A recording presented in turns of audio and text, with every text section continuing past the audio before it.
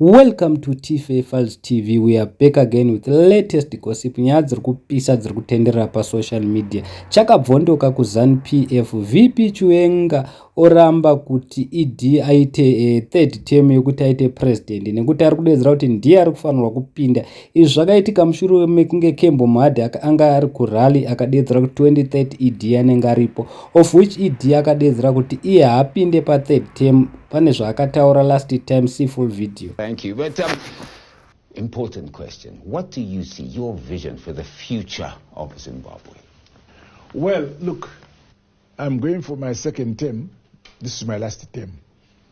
I believe that my party in particular, Zanupf, embraces our vision that first and foremost, the stability of our country depends on us. The modernization, industrialization of our country depends on ourselves. I'm sure masvinzgirwa mega zviri kutaurwa pavidhio iyi. Video iyo ndiye yakatorwa 5 months ago.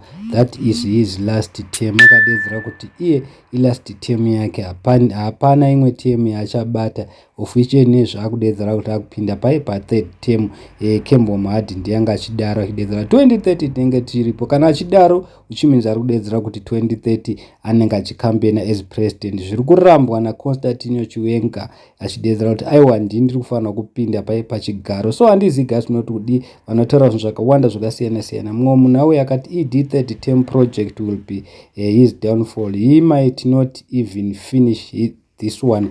Mumwe munhu akati ZANU is about to tear itself apart. Mumwe munhu akati I support chiwenga for 2018 but voting for Chamisa. Mumwe munhu akati why talking of his second term when nobody voted for him at the first place. Thank you so much guys.